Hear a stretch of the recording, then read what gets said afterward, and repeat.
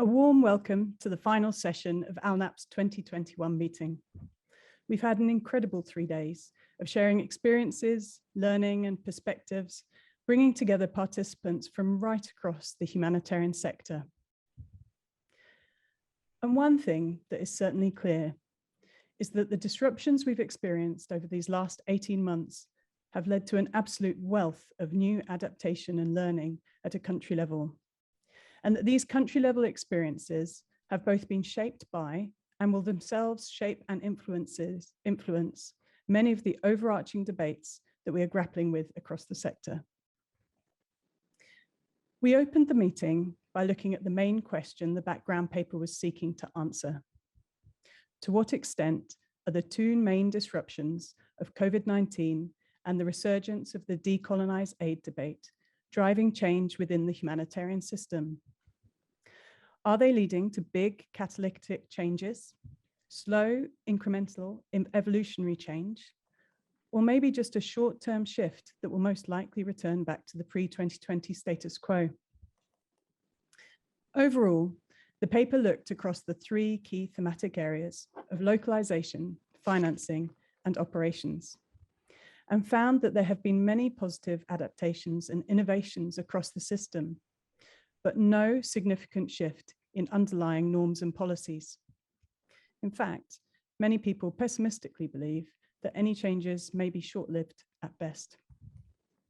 We asked our opening high-level panel on Tuesday to consider the findings emerging from the background research, and their reflections confirmed that there were no real surprises in the paper and the findings were much as expected, though they did highlight calls for greater investment in local actors, with more inclusive and participatory processes, and the need for stronger collective leadership for the sector. Over the next 2.5 days, we've held 20 sessions drilling down on experiences from across multiple humanitarian contexts and looking at the themes of PSEA, climate change, localization, technology, accountability, risk sharing, M&E, decolonization and racial justice, training approaches, and many others, with panelists and participants presenting the learning emerging and considering the implications for the sector. So what does all this add up to? With such a broad range of thematic discussion, it was always going to be challenging to see a clear picture emerging. However, what is clear is that there are some strong threads running through many of the discussions. The first is that things are changing at different paces in different areas. The areas perhaps most likely to see a revolutionary form of change seem to be those benefiting from the rapid uptake of technologies that align most closely with the interests of organizations. In these cases, the disruptions have provided an increased momentum for change, and the sector is positively incentivized to maintain that progress, so transformation seems more likely.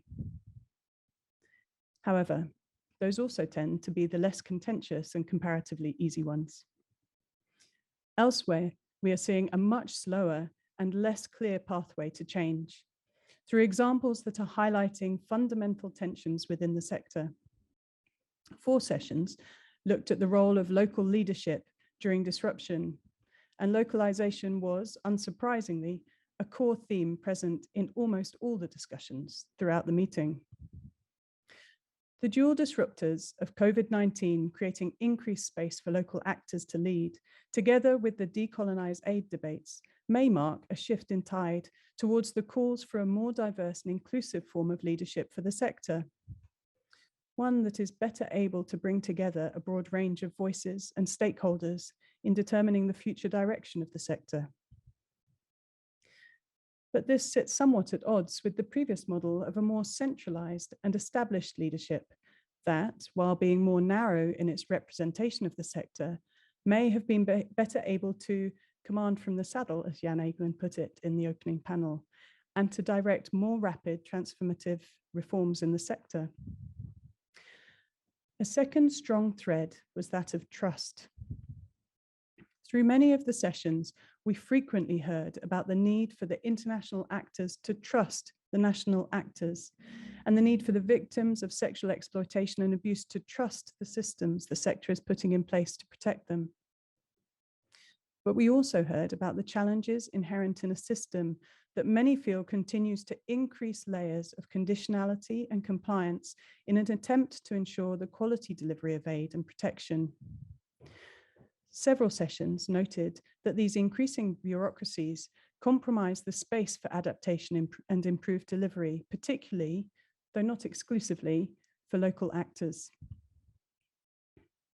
There appeared to be a tension between additional layers of systems and requirements that are failing to address the fundamental issue of trust. In a more geographically and culturally diverse humanitarian sector, we will need to find a balance that simultaneously builds trust, enables flexibility, and supports the inclusion of a greater range and diversity of actors. Which points to our third area of tension, which is that of a humanitarian sector that is impatient for change and improved humanitarian performance, but that is also challenging the sector to acknowledge and face up to its own deep-rooted perceptions and biases. And this kind of change takes time. Are we then seeing a tension between traditional understandings of humanitarian performance and a newer understanding of how the sector might reorient itself around a more justice-based approach?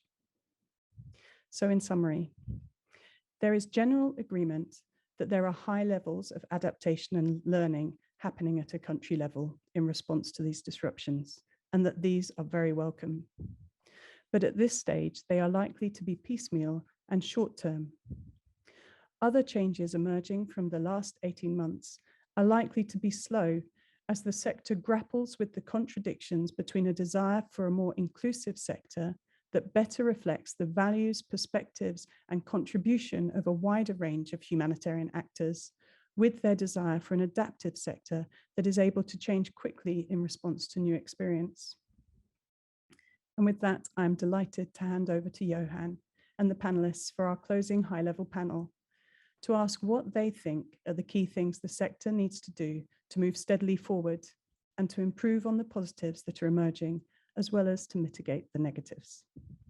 Thank you very much, Juliet, for this summary of what has almost continued to take place until the very moment before this concluding session begins.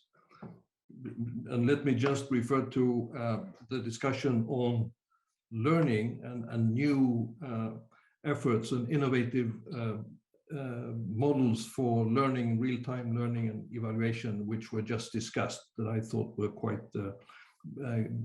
brought some encouragement in terms of new procedures actually being there that need to be sustained.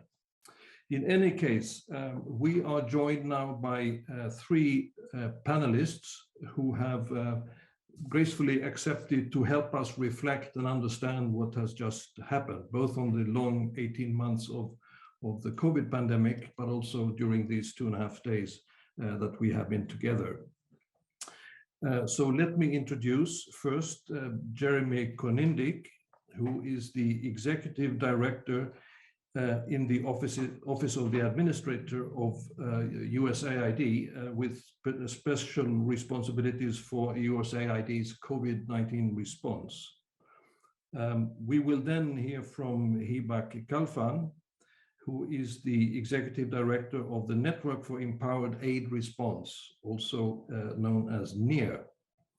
And then we will conclude with Jagan Chapagain, who is the Secretary General of the International Federation of Red Cross and Red Crescent Societies, also known as the IFRC. Before I give the floor to Jeremy, just a couple of ground rules. There will be room for a couple of questions after we have heard from the panelists. And in order for you to ask your questions, please go to the sidebar to the right of the screen and use the polls function. If you click on the polls function, you can put your questions there. And by some mysterious means, they will be relayed to me, and I will be able to ask them on your behalf from here. Jeremy, please, if you could give us your take of what you've heard now from Juliet and your own reflections, and perhaps going back to the question that we asked of the opening panel, namely what you have heard. Are these things that you expected? Are there any surprises? Is there anything that might even inspire you in what you have heard? Please, Jeremy. Thanks so much, Johan, and it's wonderful to be on this panel and sharing the stage with Hibak and Jagan, fantastic co-panelists. So really, really excited to be here today. As Johan said, my current role back at USAID now is leading the agency's COVID-19 response globally. So not exactly a humanitarian role, although obviously I come out of a long background in this sector, and it's nice to be back amongst my humanitarian friends again. It's been a very interesting year, in now nearly a year in this role at USAID, and kind of contrasting how the world has handled COVID-19 and some of the tools that are used there, and some of the longstanding debates in the humanitarian sector. And I think the framing of the paper for this session is exactly right. Will these major sort of mega trends of COVID-19 and global racial justice movements, will these fundamentally change the sector? And I think there's reason for skepticism about that. The humanitarian sector has traditionally been very resilient to change. Over the last 20 to 25 years, there have been many other mega trends where, being inside the sector at the time, there would be a flurry of this feeling that things were absolutely going to change this time. And then you fast forward 5 or 10 years and you still have largely, the same power dynamics, the same financing dynamics that have always been in place. And so I think, there is reason to question that, but I think there are also some lessons on how change can happen, and perhaps how collectively we can make it happen. And I just want to share a few observations from kind of the COVID-19 and the global health space for this question in the humanitarian space, and just based on some observations from what I've been focused on for the past year. I thought one of the interesting points in the paper for this year's session was observing that how important the shape of the aid bureaucracy is, that ultimately the aid bureaucracy is the shape of the sector. And you can't really kind of divorce that from wider conversations on change. So with that in mind, what are some lessons from global health work, and that might affect or kind of hold lessons for the humanitarian side? I think one, on localization, it doesn't happen by accident, and it doesn't happen reactively or organically. It has to be driven, and it has to be intentional. And one of the areas of great progress on aid localization over the last few years has been on the HIV/AIDS front. PEPFAR has shifted.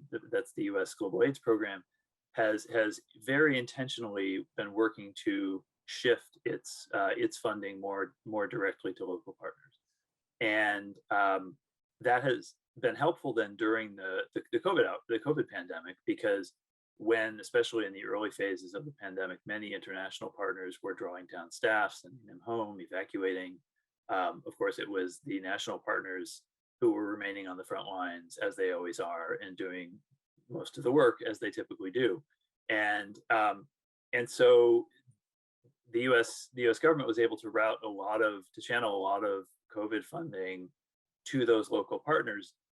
Not only because it was kind of the right thing to do at that point in time, but also because there had been this intentional process of supporting and building up those partners to take a larger direct role in the baseline program. And I think that it's in contrast to how the humanitarian funding flowed at the front end of this crisis, which was very heavily to international organizations.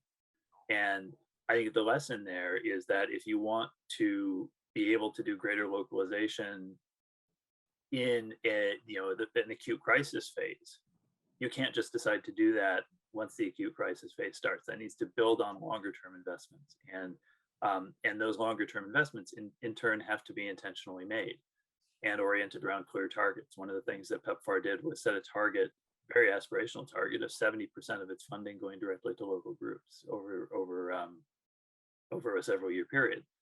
I think that kind of target, that kind of intentional process may hold some lessons for the humanitarian side.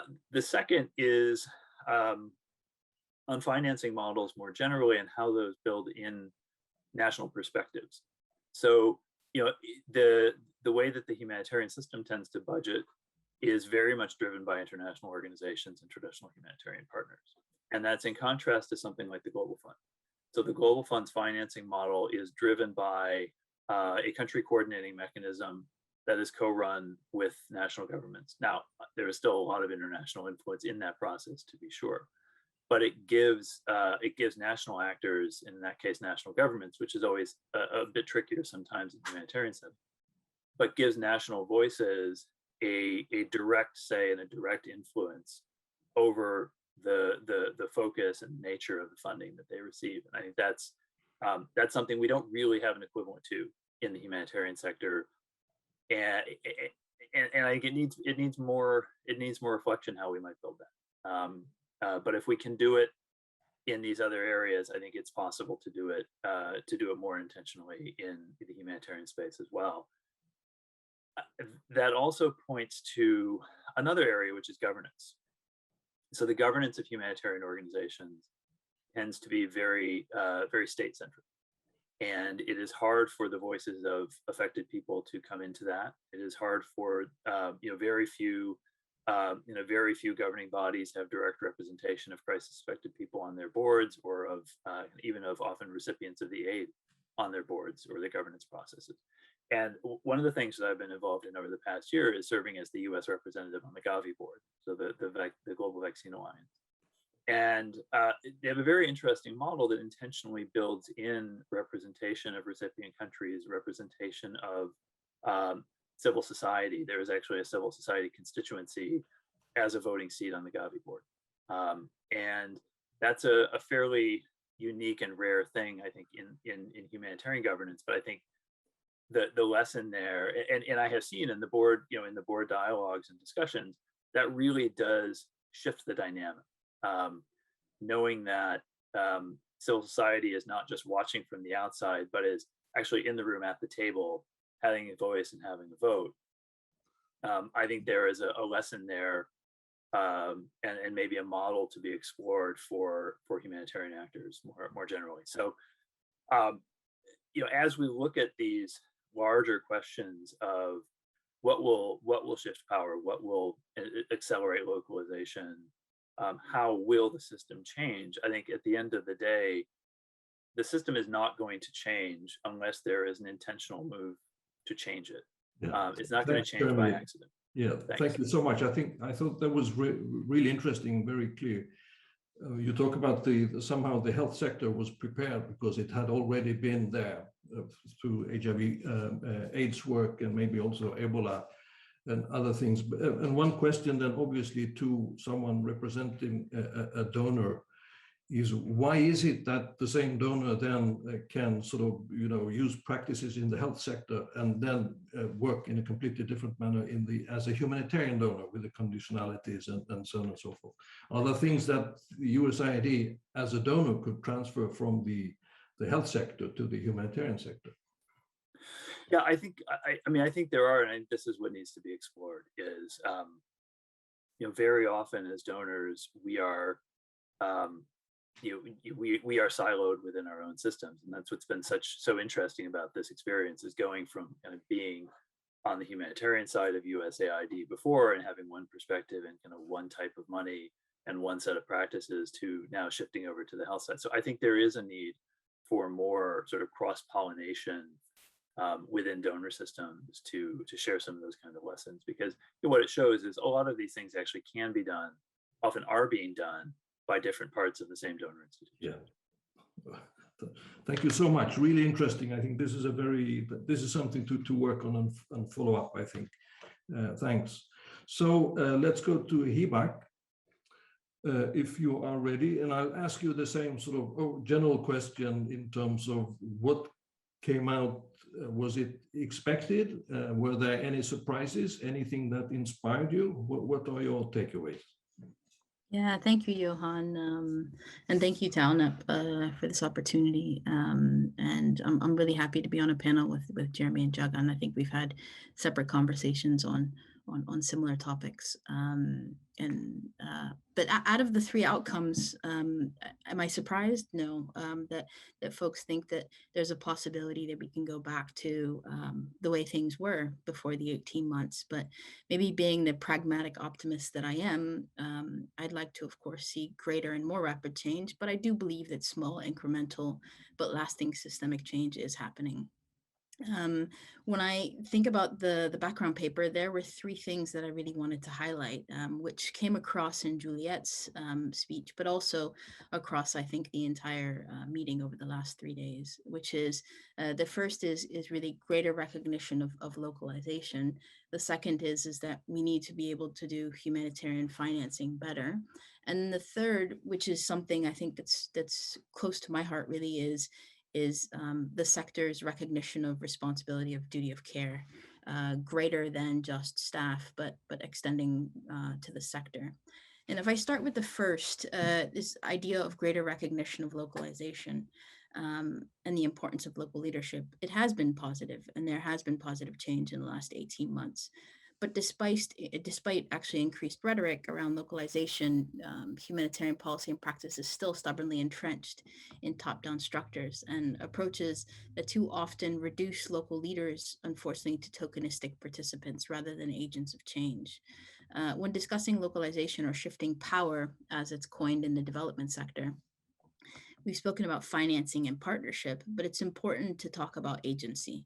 Trust has been brought up in this conversation and has come through as a large barrier during this conference, but for many years. And so how do we as a sector shift agency, decision-making, and leadership in a real way?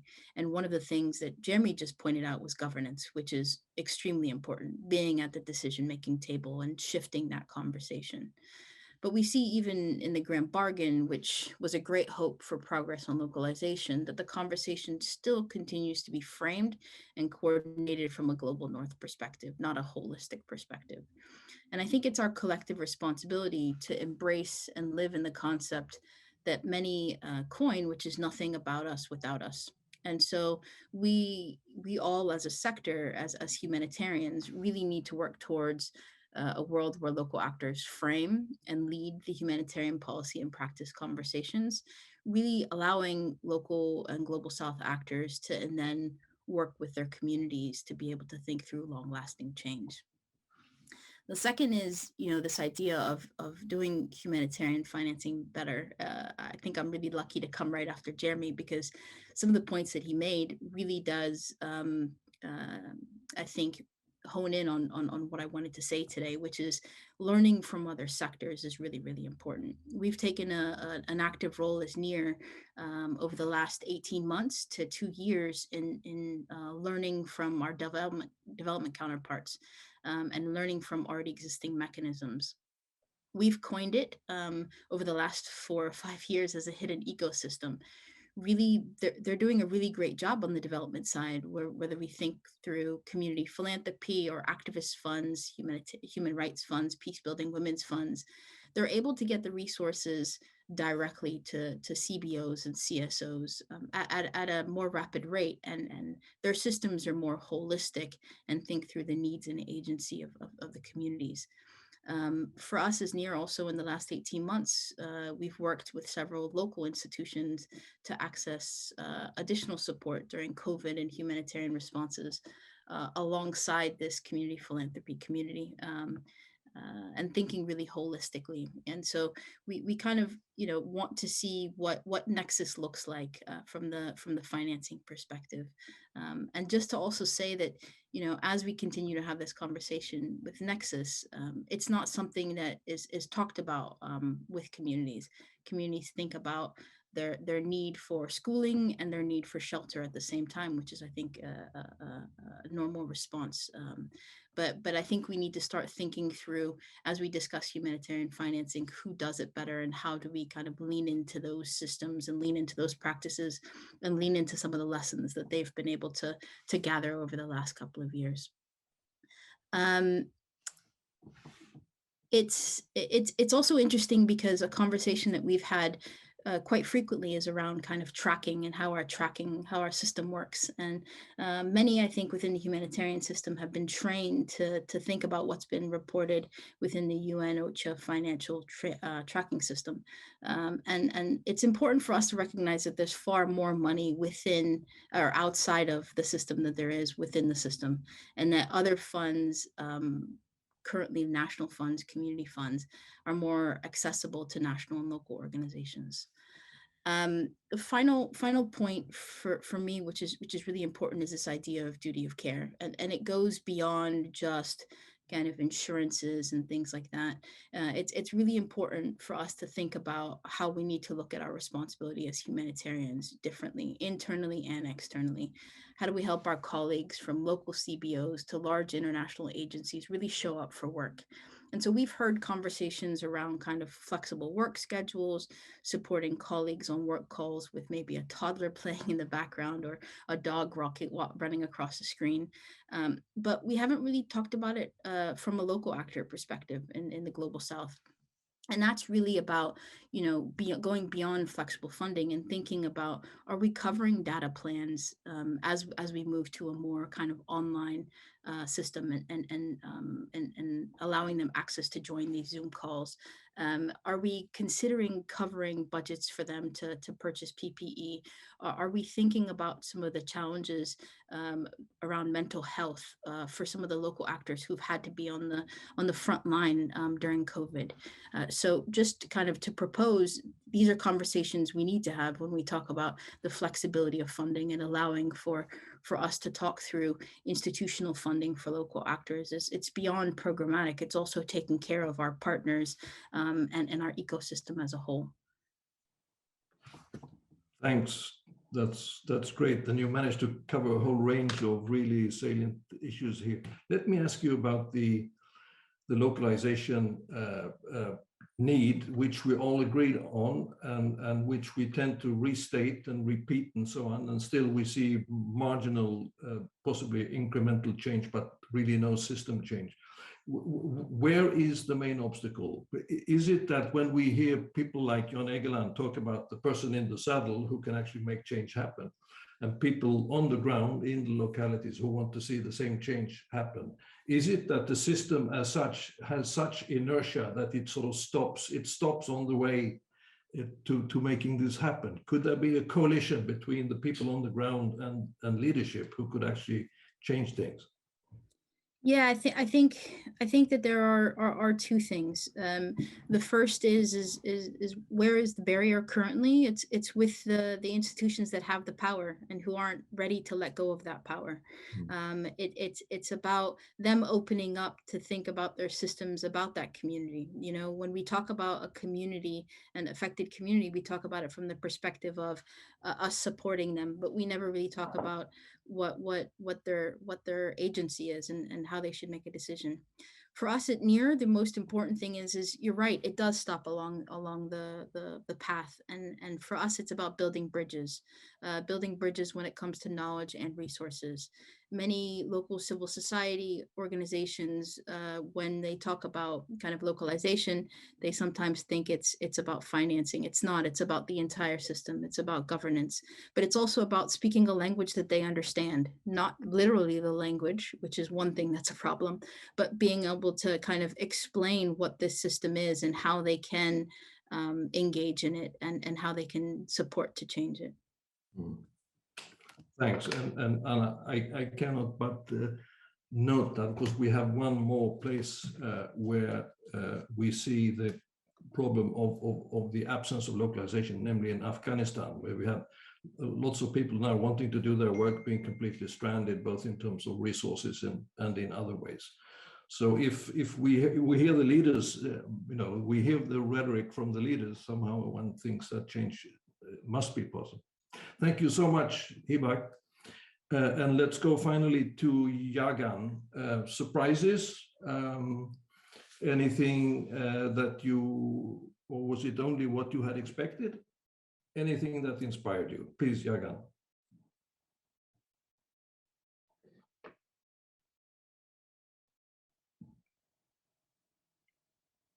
I think you're muted. Yeah, change takes a long time. Even after 18 months, you forget to unmute every single time. But I was saying, thank you, Johan, and great to be with Jeremy and Hibak. And on your question, surprises? Not really. I think a lot of the discussions and Juliet, I think, really captured well. But maybe a couple of comments. And I'll try to bring maybe slightly different way of thinking on some of the issues that were discussed. Let me start with the discussion around the decolonization of aid. And while I understand the intent behind the discussion, also what I feel sometimes is this is again perceived and discussed as somebody is bringing aid to help somebody. So you are starting from the point of power imbalance already on the discussion. And the mindset here is there is a group of people giving something to a group of people who don't have something. And for me, we have to fundamentally change that state of mind. And I think this debate needs to be changed towards a shared ambition to address a particular humanitarian problem or a social problem or economic problem. So a certain party to that shared ambition is bringing money, somebody is bringing knowledge, somebody is bringing skill, somebody is their place, things are happening. So I believe that we need to completely change the aid discussions to a shared ambition to make a difference in people's lives. So I believe that's why the framing of the issue I find fundamentally wrong. So we have to change the framing of the issue. Now, linking that to the localization discussion, and I think I agree with everything that was said, but I also find it quite troubling that 98% of the localization discussion is about money. The big intermediary giving money or not. So it's again that an overemphasis on money is in many ways is undermining the full value and the full scope of localization. And clearly, money is an important element of that. And one thing what we tried to do, during COVID, and I think Johan, you can say that we do learn lessons. We have learned the lessons from tsunami. I think you championed that to try to capture what we call in our jargon the federation-wide approach of capturing what is being done together jointly. So we brought that concept and we designed the COVID-19 response fundamentally differently. So we developed a $2.5 billion response to COVID-19, and we made a deliberate effort to see what is the contribution from our local actors. These are our national societies. And out of 2.5 billion, 2 billion is the contribution from our national societies. Local contribution is to 2 billion. And the international component is less than $500 million. So it had completely changed the discussion of the localization. So who is bringing aid more? Who is bringing more aid here? 450 million that we sort of brought internationally, or 2 billion that was collected locally, nationally. And most of the contribution coming from communities and the private sector.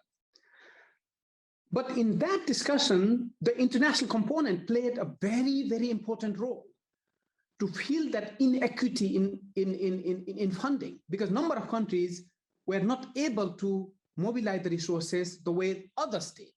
So that the international funding came as a very important leverage to support that gap. So we really developed this, we really didn't take it as an international and local fight, but we took it as a joint solidarity with a shared ambition to try to address the COVID-19 crisis. So I believe that we really have to, again, change the conversation here. And on the change aspect, my feeling here is that, of course, there is this demand on humanitarians to change. But we have to be very realistic that the humanitarian actors don't work in vacuum, and the humanitarians will not change by themselves. There is a very critical role to be played by the donor communities here. And I think, Jeremy, you touched on this, also some of the silos that happens within the donor community. And after I took over as Secretary General, of course, I have a chance to engage at a different level. So when you talk to sort of the people who are managing the international humanitarian financing, they understand the need to go the financing as directly as possible. But they say, listen, but we cannot convince our politicians. Then you go to the politicians, they say, listen, we sort of see what you are saying, but our parliament don't listen. I cannot get it through my parliament. And recently I had a chance to talk to a group of parliamentarians from a very generous country. And they said, listen, we sort of understand this, but our public is unforgiving. If something goes wrong, they're unforgiving. It's very difficult for us to push the changes, but the big organizations somehow, it's sort of, we can defend them. So when we want to talk about changing the humanitarian sector, if we don't think this much more holistically and all the interplay that happens, and I do see a huge role from the donors community and ultimately linking it to the general public, because they are the one demanding certain things from their politicians and the parliament and the politicians and the bureaucrats. So I also believe that we have to think it much more beyond just expecting that the humanitarian sector can just change by themselves. Even if we have a Superman there, it's not going to happen. So my thinking here is that it will be a slow and grinding process. Some of the change is happening. I do believe that some of the changes are happening. It is too slow, and it's too bureaucratic, and it's too heavy. And my hope is we can speed it up, but also with the pragmatist realism, I would say. Over to you, Johan. Thanks. Thanks, Jagan. These were some really interesting comments. And of course, one cannot but think about the fact that you represent an organization which is truly global. You have members in almost all countries, down to the very most local level. And for the first time, I think you have now dealt with what is a truly global emergency. So, and it's interesting to hear that you had models that you thought you could actually implement and so on. What you say about trust is obviously, if perhaps there is more trust in the system than we are prepared to say, maybe it's a question of mistrust coming from taxpayers through elected politicians that then put unreasonable demands on the system. Is there could the humanitarian sector actors be more wiser, more intelligent in how they interact with the public and with the political actors?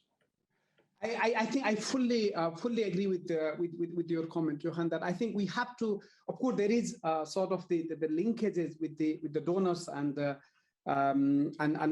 those type of stakeholders, but at the same time the linkages with the general public, and this is where I think this interplay comes. A lot of times we seem to have the debate of either or, either it's the local actors or it's the donors. I think we need to have a much more comprehensive approach to engagement with the donor communities, the parliament, but at the same time with the general public. And that's where the local actors could play a very, very important role because they are on the ground. So I think we have to really come out of this either or debate, but have a much more comprehensive approach and more inclusive approach that we are here together in these situations and try to leverage the connections and influence of each other rather than having this debate of us versus them. Very good. So we may need to be good at the humanitarian diplomacy, but in new places where we haven't actually exercised that. Yeah. Thank you so much. Thank you all three. We now have a couple of questions coming in from those who are following this. The first question is for Jeremy, and it's from Amina Khan, and she says, in your view, which actors specifically will drive this intentional change that you mentioned over the next few years? Yeah, it's a great question. I mean, I think, just as Jagan and Hibak were talking, I was thinking about kind of one of the other big shifts we've seen, one of the big areas where I think we have seen a huge shift in the humanitarian system over the recent years, which is around cash. And I think that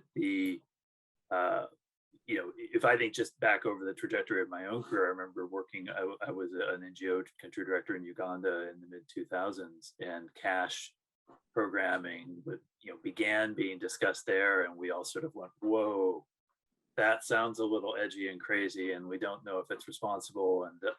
And now, of course, everyone's doing cash. It's huge. So I think there are some lessons there for how change is driven within the system, and I think some parallels to the whole question of localization and power. And cash ultimately is about power, right? Cash programming is about shifting power and trust to the recipients of the aid, such that they are choosing what they do with it rather than big international organizations. But that there was a difficult bridge to cross there, and so how was that bridge crossed? Well, it was crossed in part by experimentation, rigorous documentation, showing the proof of concept, showing that rigorous, basically showing that the trust was merited, as I think it is here. But then ultimately it was donors, some of the most vocal donors choosing to go in that direction and press it, and sometimes against, frankly, the preferences of some of their major partners.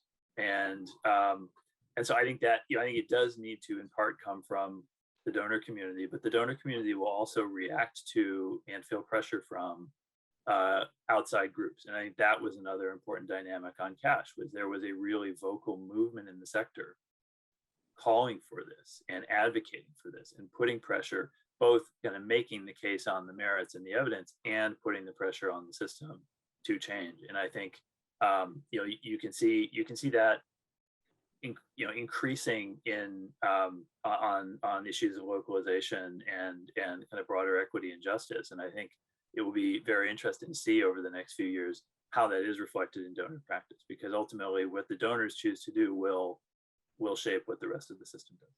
Yeah, thanks. Yeah, so we do have a case in terms of cash. Cash has arrived, but I remember what John Mitchell said on the opening panel. He said that this was discussed when he worked in Ethiopia in 1985. So it took a bit of time. We hope the other kinds of changes that we need won't take as long.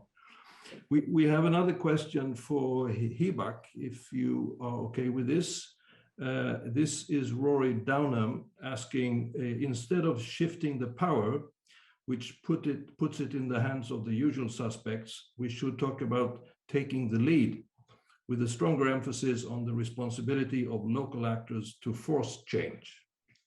How do you respond to that?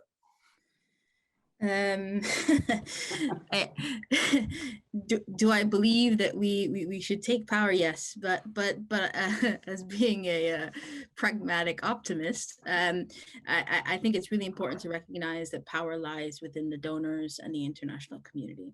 And that I believe the tables should change, the conversations should change, but I believe that it needs to happen together, right? So at the country level, I believe that local actors need to be more vocal, more entrenched in the system, more knowledgeable about what the donors and the international community have committed to, and holding them to account at the country level. And then I believe at the same time, that's why NEAR exists, to be able to hold them to account at the global level.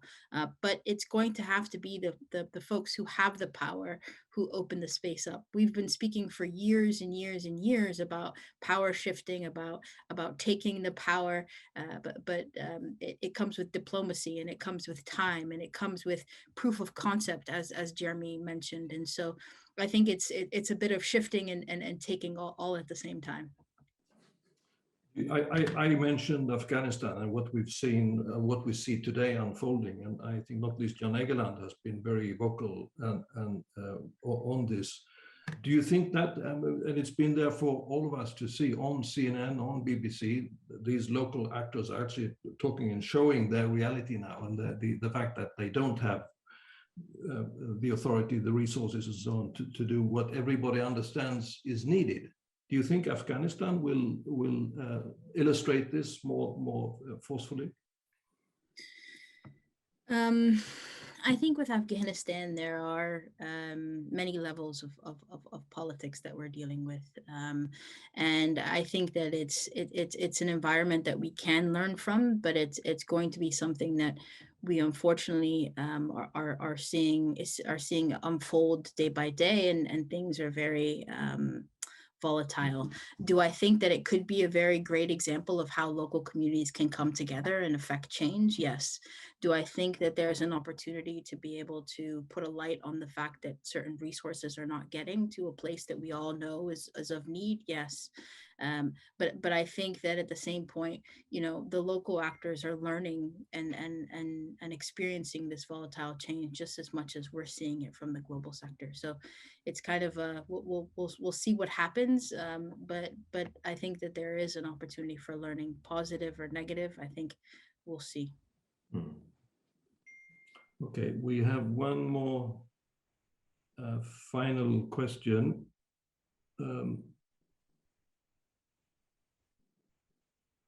I think I'll have to ask Jagan this to distribute them fairly between you. So the question is, there was a commitment to funding more local organizations, but this hasn't happened as much as expected. Is this due to the issue of how donors don't like to manage funding to many small-sized organizations? Or is it due to fear of a backlash, cuts to ODA, if local funding goes wrong? This is from Jen Doherty. I think it's both. Plus, I think the intermediate organization not wanting to change because many of the funding generally gets channeled with the large international organizations of the large UN agencies. And I don't think there has been enough incentives for these large organizations to change. So I think this a combination of the two issues you described are issues. They are in the mind of the donors for sure, and sometimes misplaced, but they do exist. But there is also in the whole debate that it has not been incentivized. And also what has happened a lot of time is that even during these last 4 or 5 years of grand bargain discussions, the larger organizations are still keeping the structures the way it was before. So whatever resources have gone to the local actors, if it comes on top of that, it has gone. Otherwise, it hasn't. So if we want to strengthen the localization and getting more resources to local actors, but then keep the rest of the structure the way it is, it's not going to happen. And that incentive for the large intermediate organization to change, frankly, has to come from the donors. I agree with Jeremy that we have to put pressure bottom up also, but the most effective change will have to come from the donors. Otherwise, without incentive, things will not change. And I think as both Jeremy and Hibak are saying, there are funding models within the development sphere and in the health sector that could certainly, they've been tried and tested, and why not? And I think the IFRC and your national societies, many are very active in the health sector. Yeah. So maybe they are also benefiting from other kinds of financing procedures. Yeah, they are. And also, but also one of the things, also the local actors, because I represent the local actors here as IFRC, one of the things we do need to do more is strengthening and empowering the local capacity.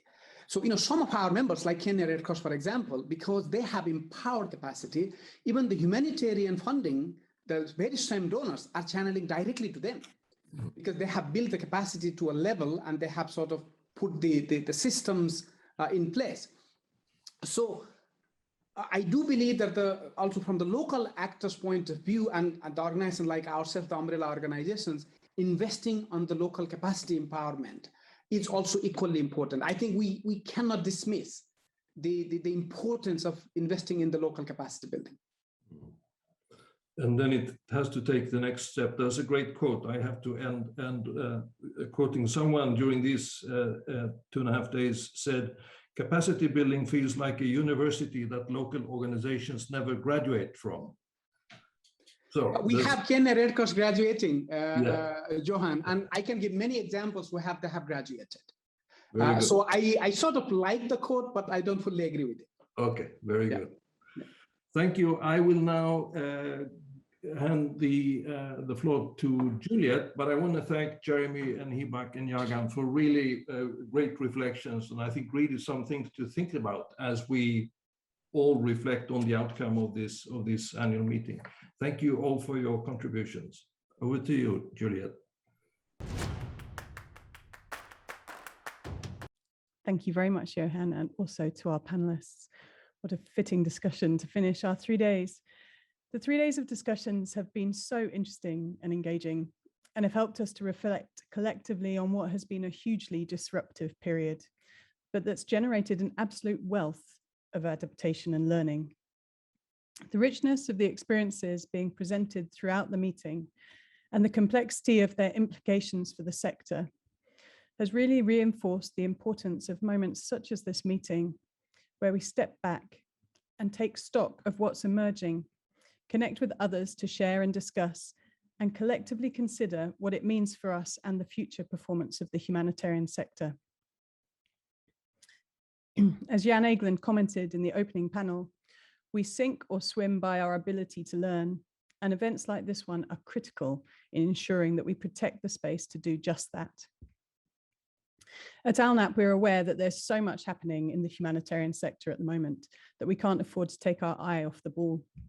Next year will be our 25th anniversary, where we will be shining a spotlight on learning, looking to understand how and when the sector learns, the blockages and the accelerators. We'll be launching the State of the Humanitarian Sector report next September, providing a unique independent study assessing the overall performance and progress of the global humanitarian sector, which will pick up on a number of the issues we've been discussing here this week. We're also planning a synthesis evaluation of COVID-19 responses and starting up a new research stream looking at locally led humanitarian action and the evidence base for the comparative advantage of local actors in responding to crisis. We will continue to support M&E through providing a platform for the M&E community to convene and providing them with technical support and guidance in their roles, enabling improved learning and accountability within their organizations. You will also likely have seen, hopefully, that we launched a climate change lessons paper this week, supporting humanitarian organizations to anticipate and better manage future climate disruption in their programs. So you see, there will be no shortage of learning initiatives in this coming year, many of them directly picking up on the learning themes that have emerged from our discussions in this meeting, and which we really hope you will find useful in your work. Finally, if you missed any of the sessions during this meeting, you can catch up with them on our website in the coming days. And do also please take 5 minutes to fill out the feedback form. You can find it on our website, or if you scroll down on the platform that you're currently looking at, or else keep an eye out for the email that's coming around. Your feedback is really invaluable to us in improving how we deliver these events for you. And with that, it is my absolute pleasure to thank all the amazing presenters and panelists over the last 3 days, and also all the participants who joined us online from all over the world. Thank you so much for your willingness to engage and to share your experiences. It's been a privilege to host so many fascinating discussions and to provide a platform to bring together such a broad range of voices and experiences with the aim of supporting improved humanitarian performance as we move forward together. Thank you. We're looking forward to working with you in the coming year and beyond.